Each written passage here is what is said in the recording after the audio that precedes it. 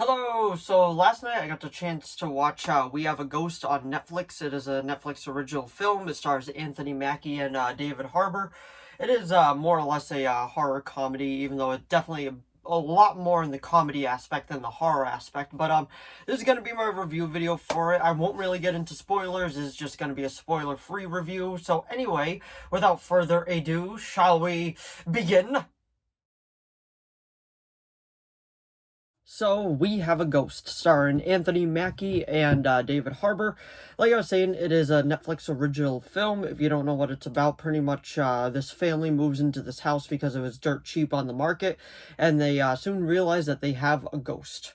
And the ghost is played by David Harbour. He can't talk, and it's definitely more of a comedy than it is a horror. Like, this is definitely what, like, a whole family could sit down and watch this. It's not really, like, filled with, like, a lot of jump scares. There's a few scenes that might scare little kids, but in the long run, I don't think it's really that scary at all.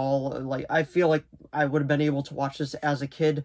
But Anthony Mackie and his family move into this place. The family is kind of at odds with each other. They're not all on the same page, and the ghost reaches out to the youngest of the two brothers, and they end up they kind of kick it off because the kid's already kind of an outcast within the world, and we realize that the ghost's name is Ernest. They catch him on camera, and then he ends up becoming a global sensation. And honestly, it's a lot of fun. The CGI is pretty good on David Harbour's ghost.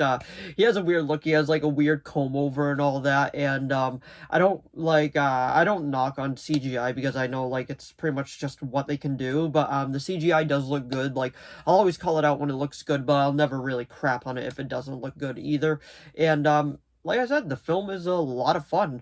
There's a whole thing about trying to figure out what happened to him. Was he murdered? Did he just die in the house? And then the next door neighbor, she ends up kicking it off with the younger brother, and then they just become a whole like just goose chase on trying to figure out like who Ernest was, because that's the name of the ghost, and pretty much just figuring out, was he like on this world before? Did he live in this house? What happened to him? Was he murdered? Was he just died of natural causes? And as the story unfolds, it does give us a few answers. The film does run at a 2-hour runtime. I do feel like that is kind of a bit too long for this style film. Like, I feel like it definitely could have just been like maybe a hour and 40-minute type of film. There's definitely a few scenes that could have been trimmed, but there are like some really feel good moments in this film. Like it made you legit, like, you're like, oh, okay.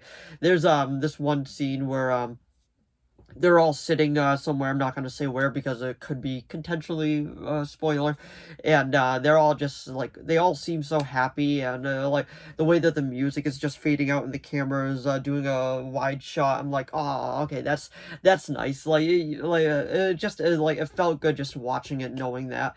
And the actors do a great job in it. The only two actors I know by name is Anthony Mackie. If you don't know what else he's been in, the Marvel Cinematic Universe, he plays Sam Wilson slash Falcon, and then we got David Harbour as Ernest the Ghost.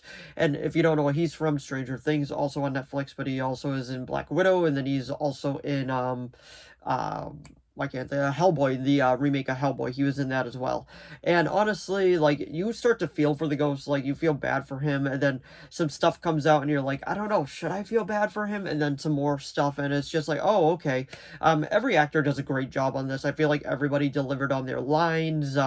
There's this one gag, it's in the trailer, so I don't consider it a spoiler. They bring in this psychic that obviously is just in it for the money. She doesn't believe in any of it, and then the Ernest actually appears, rips off his face, and scares the absolute heck out of her.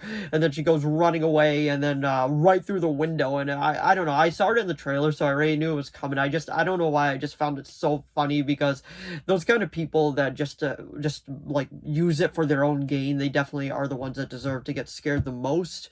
And like I was saying earlier, this is definitely just a family film, and it's definitely on that vibe with a few scary scenes. I would put it up there with probably like Beetlejuice. I would say it is on the Beetlejuice level of being scary. So if your kid can handle Beetlejuice, then definitely can handle this, in my personal opinion, because this isn't really that big of a horror film. It is definitely just more of a comedy mixed in with a little bit of drama, trying to figure out what happened to this man.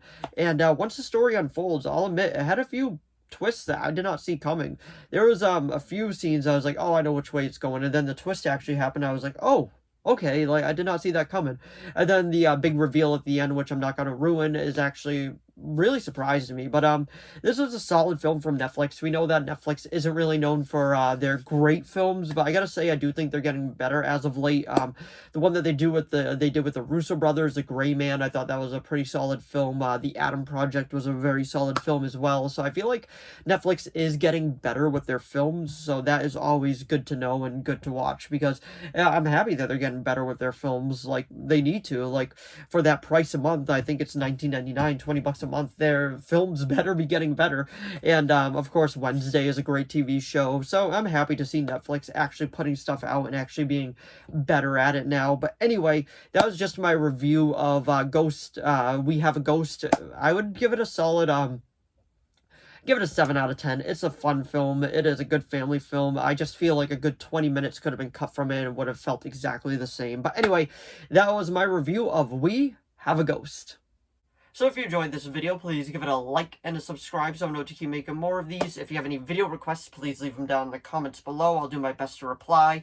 As of now, I have a few video requests and those are being made. But if you have any others, just let me know. As long as it's within my capability of making it, I will be making it.